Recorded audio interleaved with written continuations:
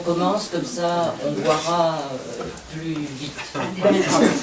Et comme en général c'est moi qui ouvre les hostilités, donc je vais continuer dans cette tradition.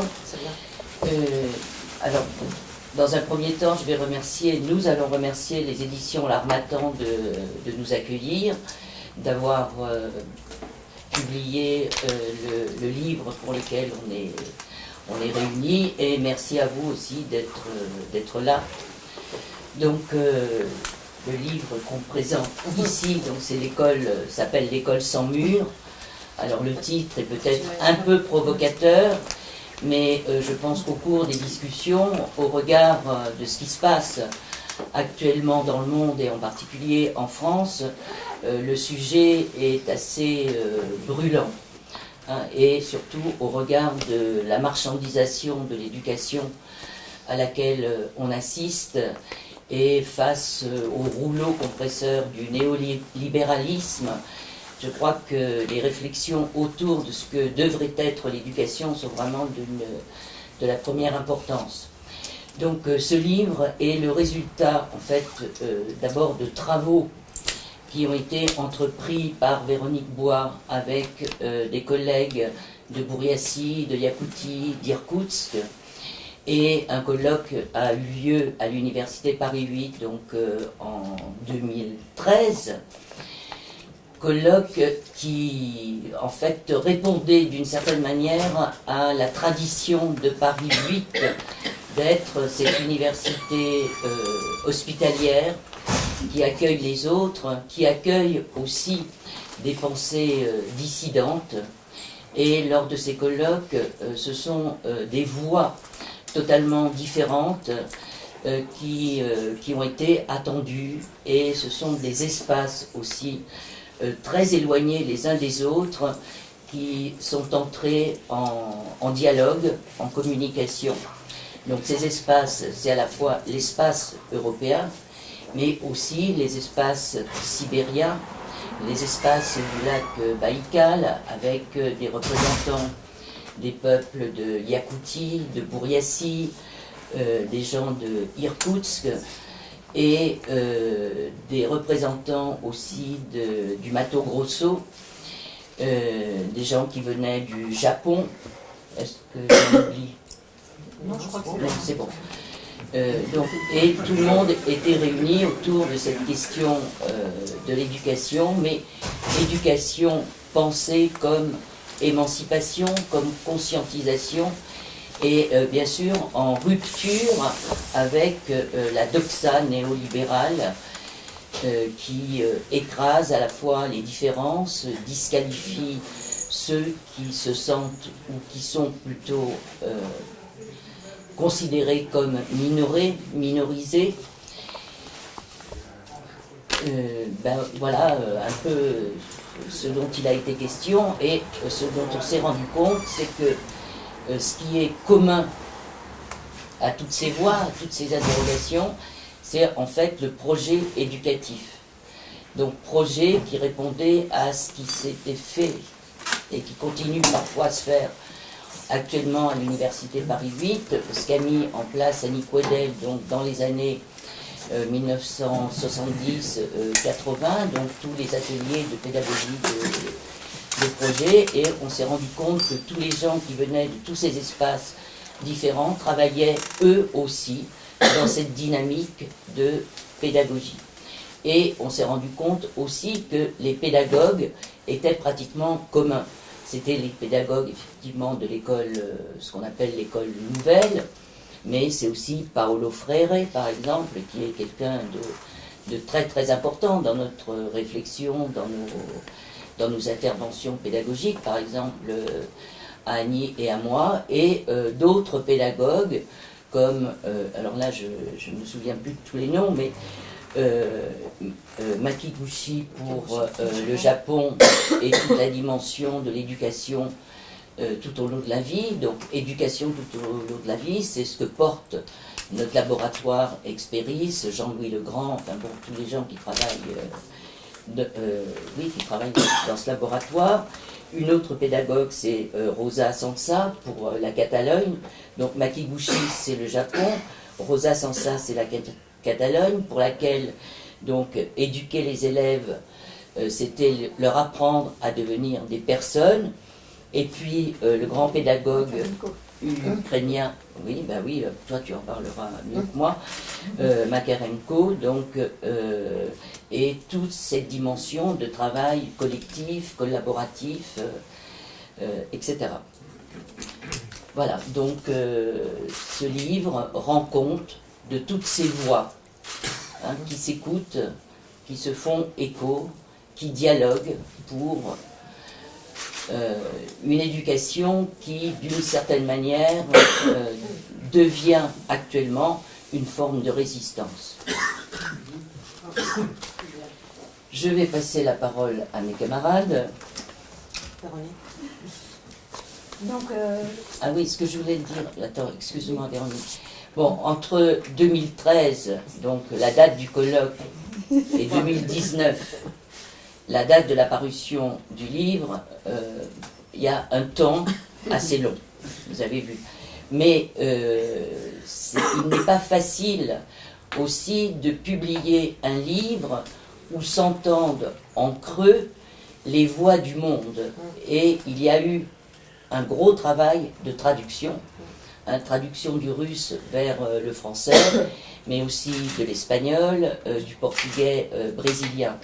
Et ça, tout ce travail de traduction, donc Véronique pourra vous en parler, c'est quelque chose qui est finalement très compliqué, parce que ce sont là ce que les langues peuvent porter, qui doit être justement transporté dans une autre langue, le français. Comment on fait passer des nuances, comment on fait passer parfois des concepts qui ne font peut-être pas écho à ce qu'on va trouver dans la langue de traduction. donc je prends la suite. En reprenant juste là, effectivement, en parlant des langues, c'est intéressant parce qu'effectivement, on a envie, quand on traduit, de garder la structure de la phrase, ou alors il faut une traduction extrêmement élaborée qui rende ce que donne la structure de la phrase dans une autre langue. Et donc parfois on a envie de la laisser un peu plus brute et qu'elle suive un petit peu plus les méandres de la pensée d'une langue. Voilà, ça c'est une observation que j'ai faite. Et en même temps, c'était aussi intéressant parce qu'il y avait des peuples qui étaient des peuples qui étaient plus de tradition orale. Et donc les langues aussi sont très différentes, elles s'entendent, elles se lisent, et donc on retrouve dans ce livre des échos de tout ça. Alors, l'introduction a été très bien faite. Attends, j'ai oublié une chose quand même. Excuse-moi. Bon, on est en dialogue.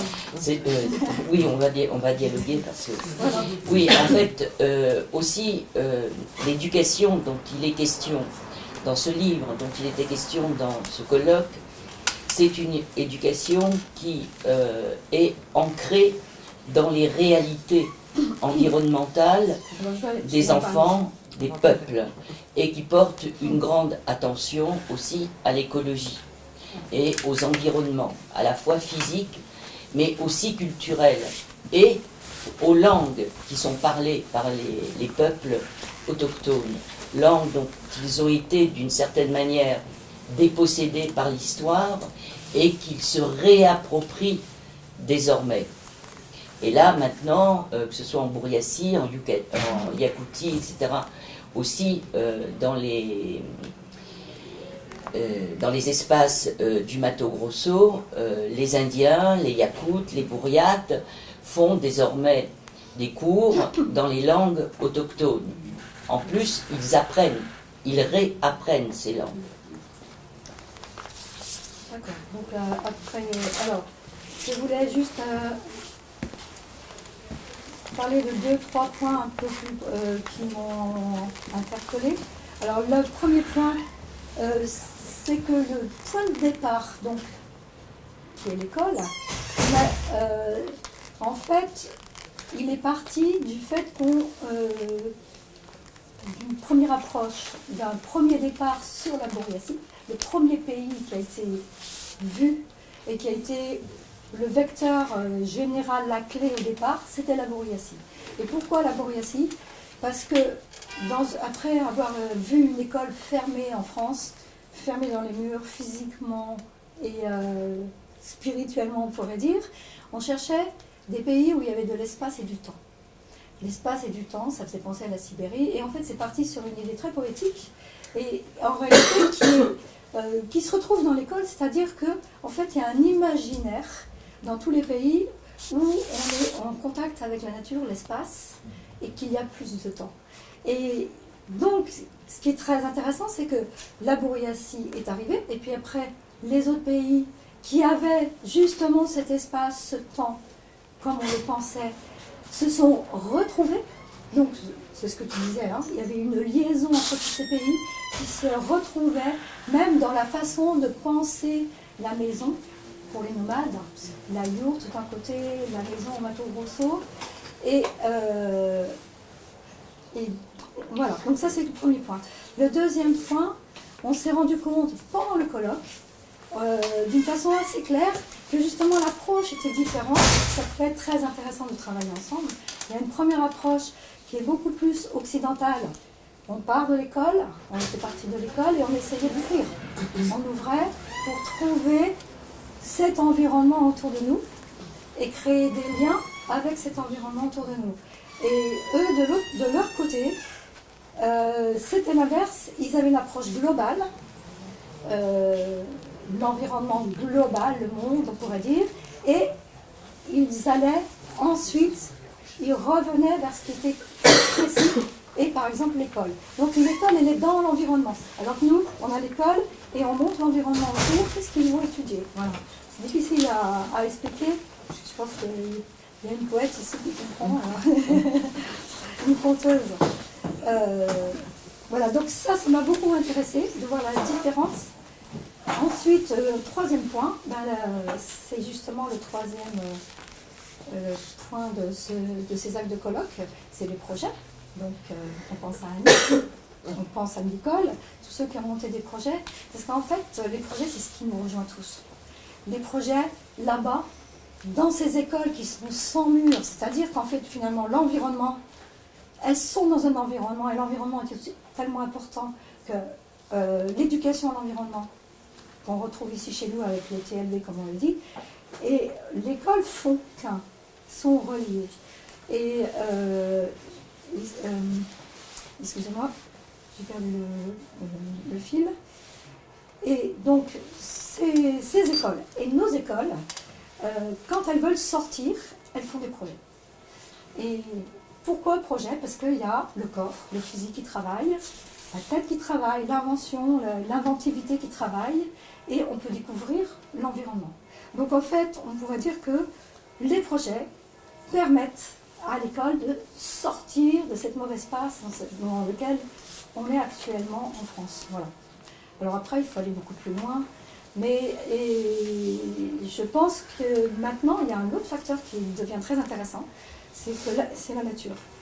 Comme on est dans une phase de grande crise à l'heure actuelle, c'est-à-dire qu'en fait, l'environnement s'exprime, la nature s'exprime chez nous, on a voulu l'oublier, mais maintenant on ne peut plus l'oublier, même les lycéens sortent des écoles pour aller manifester et dire qu'il faut bouger. Et donc, la nature s'exprime exactement comme le pensent toutes ces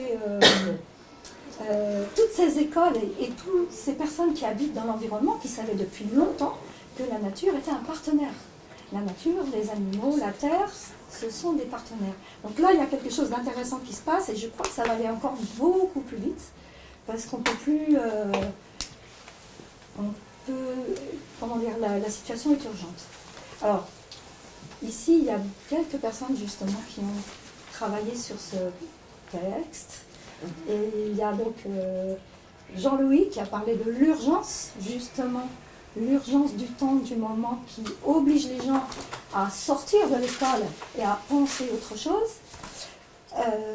Il y a Florent Pasquier qui a parlé, qui a travaillé sur le temps. Il y a Natalia qui a travaillé sur Makarenko, donc qui pourront aussi nous donner des échos. Parce qu'Antipi a été Sans elle, je crois qu'on ne serait pas arrivé à finir l'ouvrage. Voilà, c'est ça.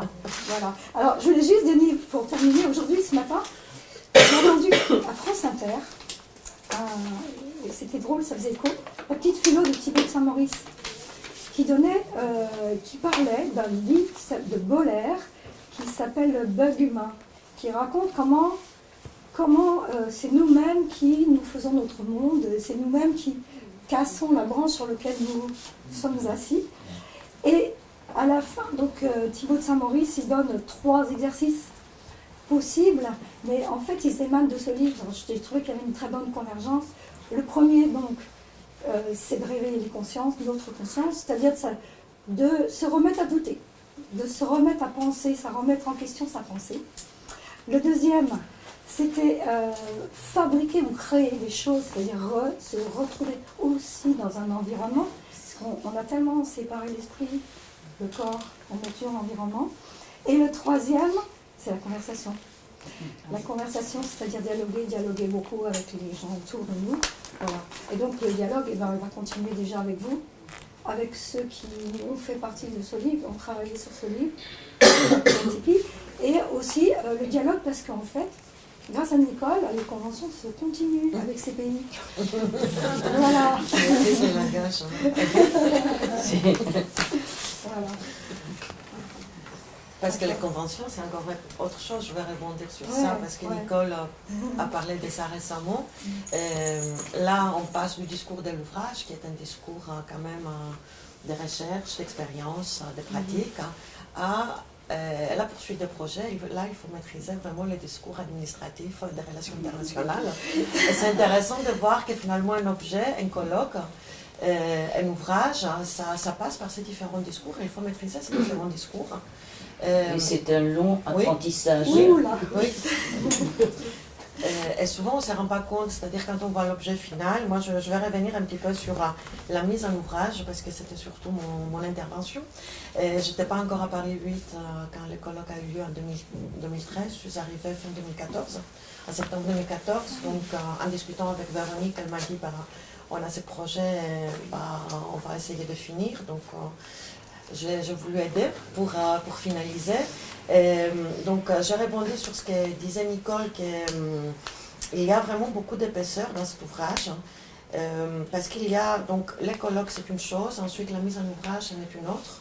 Ce n'est pas des actes de colloque, on a voulu faire vraiment un ouvrage à part entière, ce qui veut dire qu'il faut pas seulement traduire, mais parfois réécrire, synthétiser. Nicole a un article dans la 3e partie de l'ouvrage où elle reprend certaines pratiques parce que le colloque c'est voulu volontairement un dialogue, un échange entre praticiens et chercheurs. Et donc toutes les expériences pratiques sur les terrains, dans la nature, les différents types d'écoles des différents pays, donc Mato Grosso, Buryaci, Yakoussi, donc ce qui était finalement le rendu, c'était 2 ou 3 pages de description des projets. Nicole a dû tout reprendre, les mettre en valeur dans un texte, les synthétiser. Et là, c'est un travail, après la traduction, il y a eu un travail de relecture des synthèses assez important. Donc il y a eu toutes les traductions, les parties introductives, donc, qui ont été rédigées aussi, la préface, la postface par Nicole, par Véronique. Donc c'est un travail qui demande du recul et que l'on ne retrouve pas dans les actes de colloque. Au départ, on parlait d'actes de colloque, mais les actes de colloque, c'est un produit vraiment finalement brut. Et là, la mise en ouvrage, c'est quelque chose de beaucoup plus complexe. Ça nous a demandé beaucoup de travail, ce qui justifie, des heures de travail, ce qui justifie aussi que ça a mis beaucoup de temps.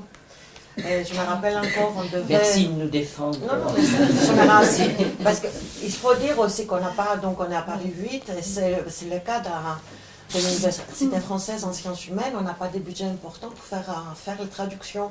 Donc certaines traductions ont été faites par des étudiants, par des personnes qui n'étaient pas forcément, qui maîtrisaient pas forcément les 2 langues très bien.